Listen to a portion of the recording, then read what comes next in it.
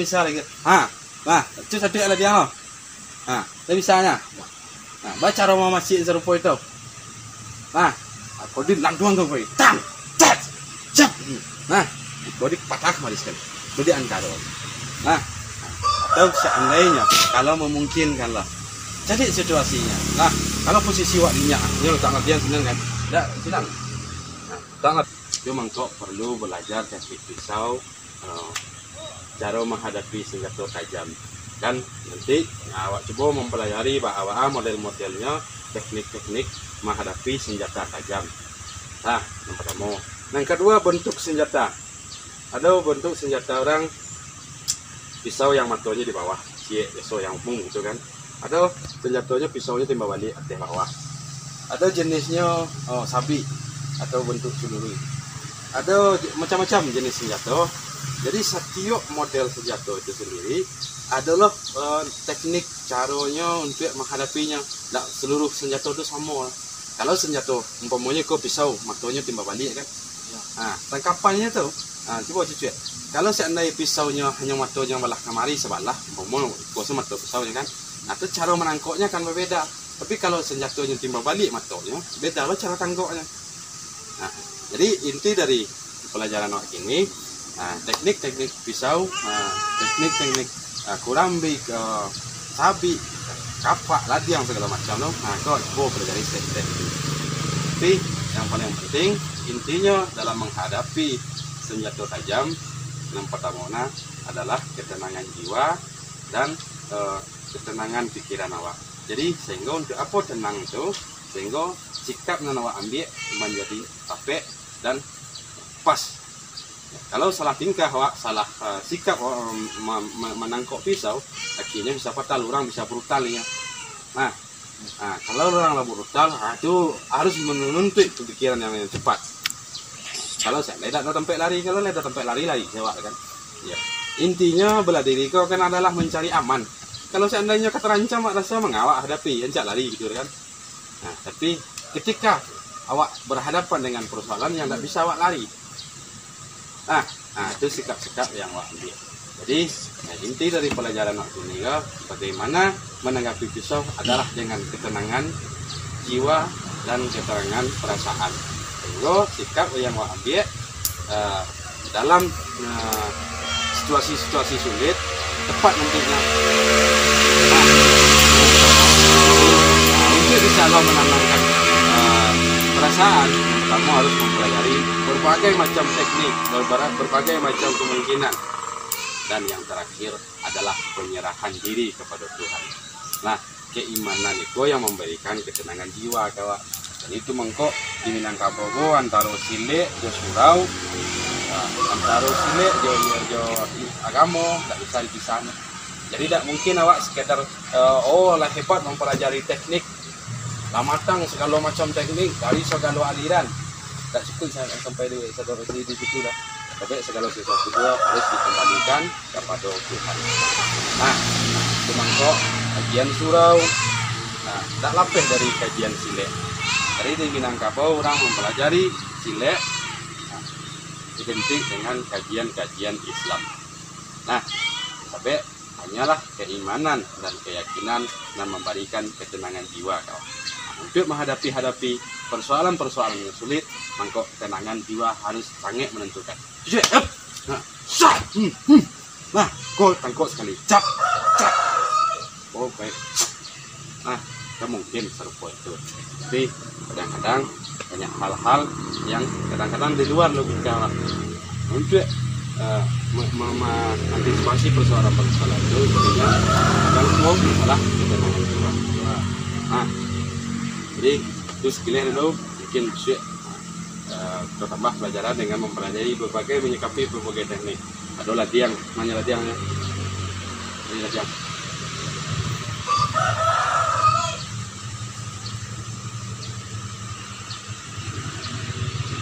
Belakang kali ya. Latihan. Nah, jenis latihan kan ada matonya sebelah kemari ya. Nah, itu punggungnya. Jadi cara menyikapi latihan berbeda lah dengan cara ketika senjata dua matonya. Nah, tadi berbeda jenis senjata, berbeda lah cara menyikapi. Itu yang pertama. Kemudian situasi. Model orang ancaman mana? Umpama kalau seandainya ancamannya tinggi ya siko kan. Tak. Nah, kondisinya tuh harus melawan dari matol. Dan yang paling baik tuh tangkapan yang paling baik dari senjata ladiang tuh, tak ada harus cepat sekali. Awak menghindar kemari. Nah, posisinya tuh kode lantuang ke kemari. Jadi pegangannya harus cepat sekali. Jadi kalau seandainya kau bisa ladiang di setel lain. Coba lo. Lama sangkuinya. Bapak bapak cek pegangan kau harus pas. Untuk bisa memegang itu nempas, so, harus tenang jiwa. Coba perhatian sekali lagi. Lain misal lagi. Itu satu lagi dia. Lain misalnya. Baca rumah masjid serupa itu. Kau di lantuang kau pergi. Tang, cat, cap. Kau di patah kembali sekali. Kau di antara. Atau seandainya kalau memungkinkan lah. Jadi situasinya. Kalau posisi waktunya, dia tak latihan senang kan? Tak senang. Tak latihan senang. Posisi awak ada tak lama baca tadi tangkap lah. Tapi orang lebih capek menarik mata latihan kawak ini. Sat. Hanya capek menarik mata latihan. Sat. Kalau seandainya posisinya terkekok, ada langkah-langkah yang harus awak ambil. Jadi untuk itu perlu ketenangan jiwa, sikap dan kebijakan yang lakukan sampai lah. Jadi silek untuk mengkok ya sering bercerita bukan sekedar mengajarkan tentang teknik, tapi kalau di dalam situasi-situasi yang genting, teknik itu kalau akal hilangnya lupa sah. Itu perlu masah jiwa, masah mental. Menenangkan jiwa sebab situasi senjata segala macam itu akan menentukan teknik atau cara awak menyikapi senjata tajam. Beda senjata, ada jenisnya samurai, ada jenisnya sapi, ada yang kapak berbeda lah. Kalau cara menyikapi kapak, orang pakai kapak untuk emosi kan. Kalau orang emosi kan senjatanya lebih bisa kapak, bisa pedang, bisa sapi segala macam. Menyikapi itu harus dengan ketenangan jiwa. Tapi kalau tak lari saya.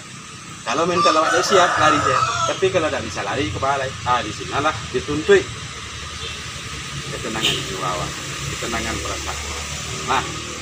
Jadi sekali lagi, kalau seandainya kecacan orang lagi yang kemari, kemungkinan itu jadi pegangan kau harus pas.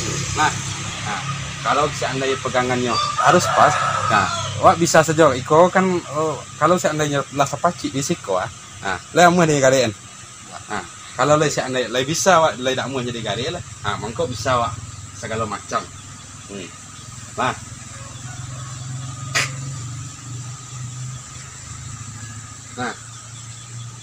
Itulah diantara sekilas dulu cara menghadapi senjata. Kuncinya dan membaca situasi dan kondisi.